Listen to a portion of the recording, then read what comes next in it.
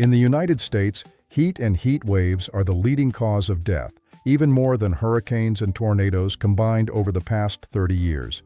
And most of those deaths are tied to being outside. You can use fans and AC, but those mostly help when you're inside the house. When you're in a truck, in a tent, outdoors, or dealing with a power outage, you need something that cools you down fast and helps protect you from heat stroke. Don't worry. Today I'm going to show you how to make a portable AC that can drop the temperature in just a few minutes. You can take it anywhere, and most importantly, keep it ready for emergencies. All the materials are simple, and the total cost is less than $15. But I'll also tell you about 4 common misunderstandings about heat that can put us in danger. You'll understand why the real enemy is humidity, and you'll even get a survival strategy for this new climate at the city level, the policy level, and the personal level. Watch today's video all the way through, and you'll have a portable AC that cools you down right away, plus a long-term plan to protect your whole family's health this summer. Before I show you how to make it, I need to be clear about why I need a portable AC in the first place, because once you hear the reason, you'll understand I'm not building this just for convenience. I'm building it as a survival strategy in the brutal heat we're dealing with right now. If you've seen my previous videos, you already know I turned a regular fan into an air cooler using copper tubing, salt, and frozen water bottles. Those all work in a small room, but I can't sit inside the house all day for this entire summer.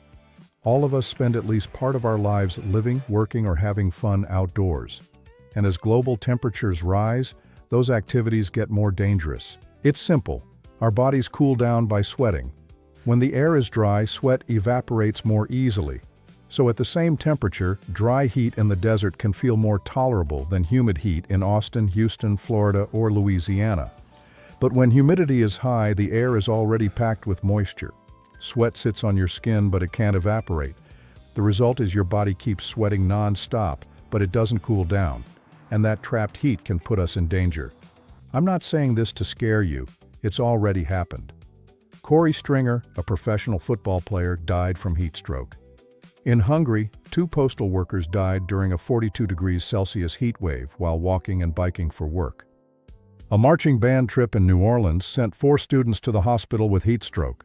You don't have to be an athlete or a construction worker to get into trouble.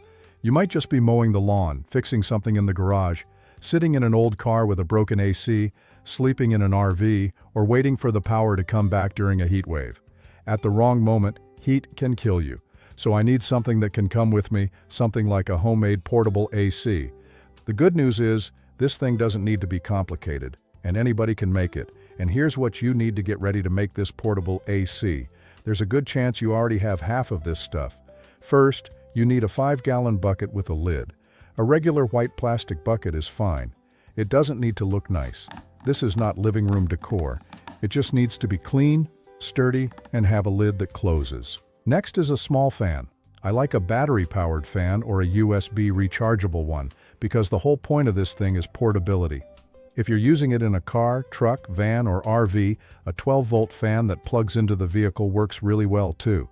The fan doesn't need to be huge, but it does need to be strong enough to push air down into the bucket. Then comes the cooling part. Ice. You can use ice cubes, freezer packs, or frozen water bottles. Personally, I like frozen water bottles better because they're cleaner, less messy, and when you're done, you can just put them back in the freezer and use them again. You also need a piece of tubing to guide the cold air out. PVC pipe is cheap and sturdy. Flexible hose is easier to aim. Either one works, as long as it can send the cold air to the exact spot where you're sitting. Last, you need duct tape and a few tools to cut the lid and open a hole in the side of the bucket. I don't need it to look pretty. I need it sealed. That's it. A bucket, a fan, ice, a piece of tubing, and some tape. And here's how I make it. It's really easy. You only need to remember this principle. The fan blows air down into the bucket. The air passes over the ice, then comes out through the tube. If the air moves the right way, this thing works. First, I work on the bucket lid. I place the fan on the lid, line it up in the middle, then mark the part I need to cut. Don't cut the hole too big right from the start. After I mark it, I cut the hole in the lid. You can use a drill, a utility knife, or whatever tool you already have. Just take it slow. Once it's cut, I place the fan on the lid. Before taping it down, remember to check the airflow direction. Turn the fan on for a second and make sure it's blowing down into the bucket.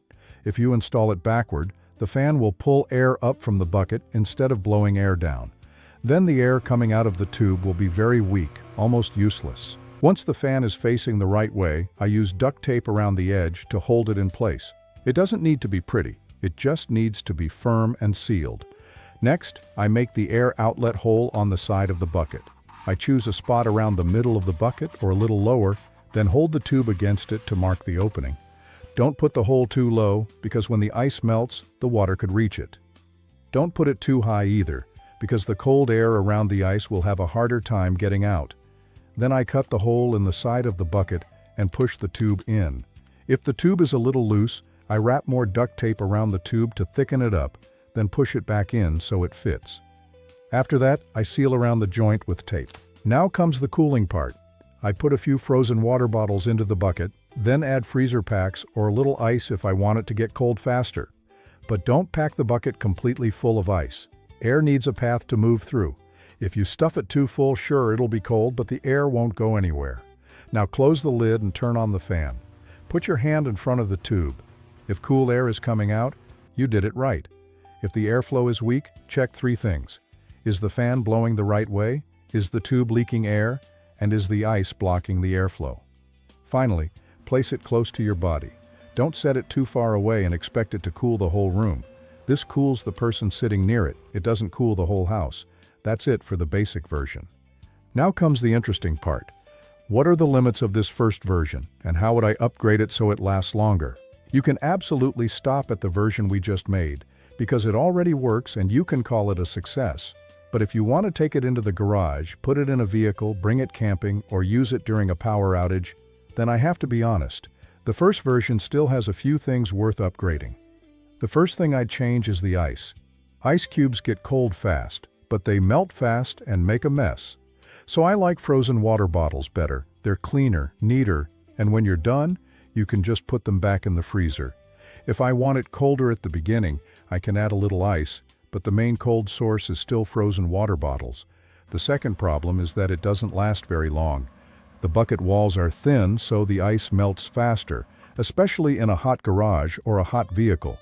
If you want it to run longer, you can wrap the bucket with an old towel, a thin blanket, or foil insulation. Another thing I want you to pay attention to is the outlet tube.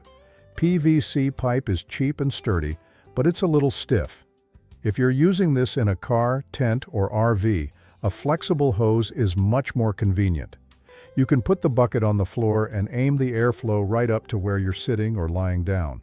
You can also upgrade the fan if you want. During a power outage, use a rechargeable or battery-powered fan. In a vehicle, a 12-volt fan makes more sense.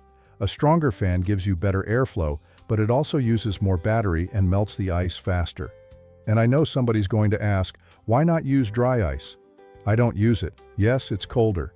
But in a car, tent, van, or RV, I don't want to use it. Regular ice and frozen water bottles are enough. At this point, you've got your $15 cooler. But if you think all you need is a stream of cold air and you're done, you can still get into trouble. Because dangerous heat doesn't always show up clearly on a thermometer. Some days don't even reach 37 degrees Celsius, but your body can still get overloaded. Sometimes you're still sweating, but your body isn't cooling down at all. And that's why I need you to hear about the misunderstandings about heat that can put us in danger. Maybe you're thinking, Billy, the $15 AC is already done, so why isn't the video over yet? Because I need to be honest about something. That cooler we just made isn't enough to get you through, or more accurately, survive this brutal summer. Things are getting worse, and we still don't understand heat the right way. That misunderstanding is what makes us let our guard down. So I need to clear up 4 facts you may not know. The first fact, humans are very good at getting rid of heat. Your body isn't stupid. When it gets hot, it moves blood closer to the skin, turns on the sweat glands, and uses evaporating sweat to pull heat out of your body. It's a very smart system. Humans have a lot of sweat glands, a lot less hair than many other animals, and we evolved to travel far, work for a long time, and endure hot environments. But being good at it doesn't mean there's no limit. The harder your body tries to cool down, the more water and electrolytes you lose. Lose too much, and your heart has to work harder. Your muscles cramp more easily, and your brain slows down. When your body is stuck in hot, humid conditions, you sweat a lot, your heart rate shoots up, and your reflexes get worse. And that's when it gets most dangerous. The second fact, the real enemy isn't just heat, it's humidity. Don't trust only the number on the thermometer. A 32 degrees Celsius day can be more dangerous than you think if the air is humid. Because sweat only cools you when it evaporates. If the air is already too humid, sweat just sits on your skin. Your shirt is soaked, your body feels sticky, but the heat is still trapped inside. That's why people talk about wet bulb temperature. It sounds scientific, but it's really asking one very everyday question. In this kind of weather, can your sweat still evaporate? If the answer is not much, then your body is in trouble, even if the thermometer hasn't shown some terrifying number yet. Dry heat makes you uncomfortable. Humid heat can lock up your body's escape route for heat. That's when the fan, the shade, the cold water bottle, or this little cooler is no longer a toy. It's a way to give your body one more path to cool down. The third fact, climate change, and this new kind of heat. I know, summer is supposed to be hot, but what's changing is how hot it gets, how long it lasts, how humid it is, and even where the heat shows up. Places that rarely needed AC before are now starting to face heat waves. In many areas, houses, cars, schools, and workplaces weren't built for that kind of heat. This summer might be the hottest summer ever, but it could also be the coolest summer of the rest of your life. So don't prepare for summer the old way anymore. Have water, have frozen ice bottles, have a rechargeable fan, have backup batteries, have a cool place to shelter, have a way to cool your body when the AC doesn't work.